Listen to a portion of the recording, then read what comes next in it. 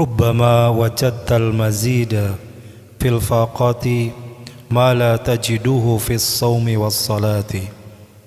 Mungkin engkau mendapat kelebihan karunia dan kebesaran dari Allah pada saat-saat ujian bala kesukaran itu yang tidak bisa engkau dapatkan dengan puasa dan sholat.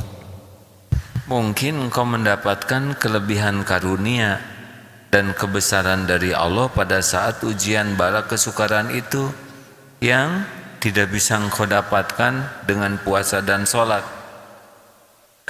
Begini, puasa dan sholat itu kewajiban untuk yang fardunya, ya. Tapi kita tahu puasa, sholat, sedekah kita tuh kadang hanya fisik. Hati kita tidak, seperti sholat asar barusan 4 rakaat. Berapa di antara 4 rakaat itu yang hati kita kepada Allah? Sholat kita barusan itu lebih bagus mengharapkan ampunan Allah daripada harapan akan pahala, karena kita ngaco sholatnya. Itulah sebabnya kalau selesai sholat yang pertama kita zikirkan adalah astagfirullahaladzim, karena ngaco. Ini persis kalau ilustrasi duniawinya, kita bertemu dengan orang yang sangat penting, diundang khusus, sangat diperhatikan, dan kita ngelantur. Coba, atau ginilah, saudara yang belum nikah mengadakan pertemuan dengan calon mertua untuk melamar mau nikah. Calon mertua sudah duduk begini, menyimak, memperhatikan, lalu kita ngomongnya ngelantur, nyemang toel kadebek, kira-kira lebih mengharapkan dijodoh kan, atau lebih mengharapkan dimaafkan? Gak jawab juga nggak apa-apa, dan saya sudah tahu jawabannya.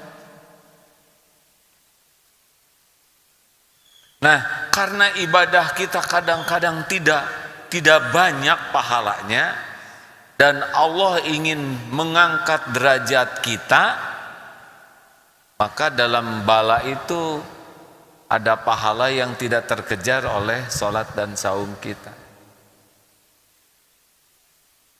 Makanya barang siapa yang dikehendaki, man yuridallahu bi khairan, barang siapa yang dikehendaki Allah kebaikan baginya, selain yufaqihu fiddin, selain Allah pahamkan agama, juga Allah memberikan bala.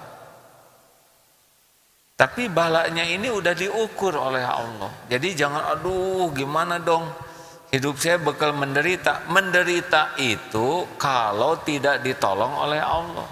Seperti ulangan, susah itu kalau tidak tahu jawaban. Coba kalau ulangan susah terus dikasih jawaban, jadi gampang jadi susah? Jadi gampang. Nyari alamat susah sekali, tapi ada yang memandu sampai ke alamat, jadi susah jadi gampang. Itu alamatnya sama tuh, tapi masalahnya dituntun atau tidak. Nah, jadi kita menganggap, aduh itu Rasulullah berat sekali, aduh Nabi Yusuf dimasukkan ke dalam sumur berat, aduh Nabi Yunus masuk dalam perut ikan. Tapi bagi yang menjalaninya, kalau dituntun oleh Allah udah lewat itu beratnya.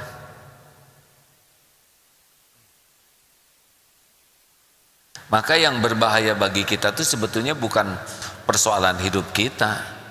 Yang berbahaya bagi kita tuh kalau kita tidak ditolong oleh Allah.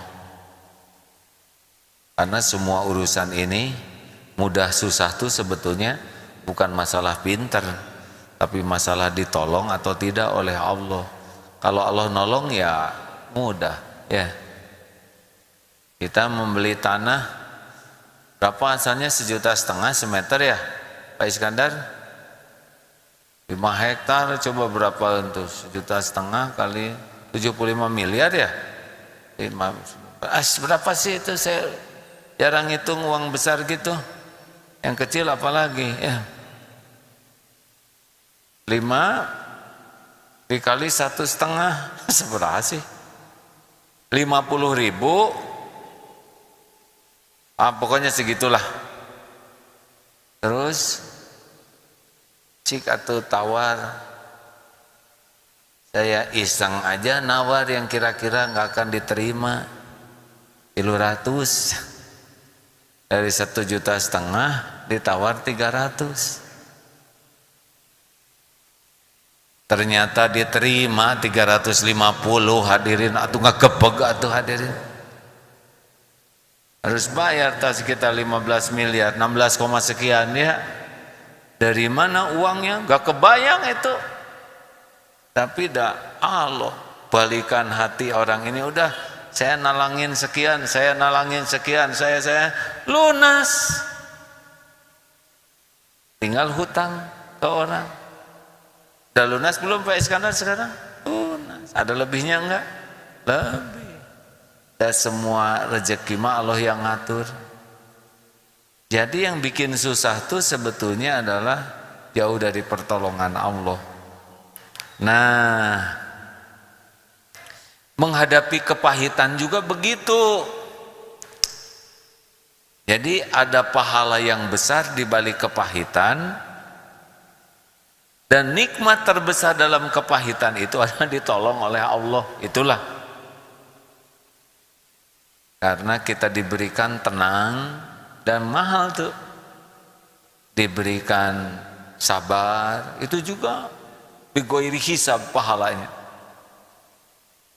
Jadi jangan membayangkan ada urusan terus ada jalan keluarnya. Oh, belum tentu. Urusannya berat, tapi di sininya tidak berat. Oleh Allah tuh diambil aja. Takutnya, nyeseknya. Itu udah nikmat besar itu. Kalau kita lihat doa Nabi Musa, Rabbishrahli sadri. Yang pertama itu ternyata yang diminta lapang dulu dada. Baru wayassirli amri. Baru jalan keluar. Baru wahlul uqdatam min lisani yafqahu qauli. Kalau ini udah lapang, urusan udah tertata, kata-kata juga akan bermakna. Kesimpulan, berbaik sangkalah dalam kepahitan, kesulitan, karena boleh jadi di sana kita mendapatkan karunia yang tidak terkejar oleh ibadah kita yang sangat pas-pasan dan jelek ini. Mungkin ada yang nanya, gimana orang supaya sabar? Sabar itu diantaranya yakin dengan ini. Salah satu di antara kunci sabar adalah yakin dengan janji balasan dari Allah. Kalau hanya ngitung duniawi tidak sabar. Seperti yang tidak bisa jalan kalau ngitung duniawi sedih. Tidak bisa main, tidak bisa kemana-mana. Tapi ngitung pahala dari Allah, ingat janji Allah, sabar dia. Begitulah sahabatku sekalian, kesimpulan dari perjumpaan kali ini, bagi sebagian yang mencari kedudukan di sisi Allah, tidak meminta kepahitan, tapi kepahitan itu sangat disyukuri karena bisa jadi jalan yang mempermudah dekat dengan Allah. Dan nomor selanjutnya adalah kita pun ketika mendapat kepahitan berhusnuzon, karena disinilah boleh jadi kita mendapatkan karunia yang tidak terkejar oleh ibadah kita yang masih terbatas dan kurang berkualitas.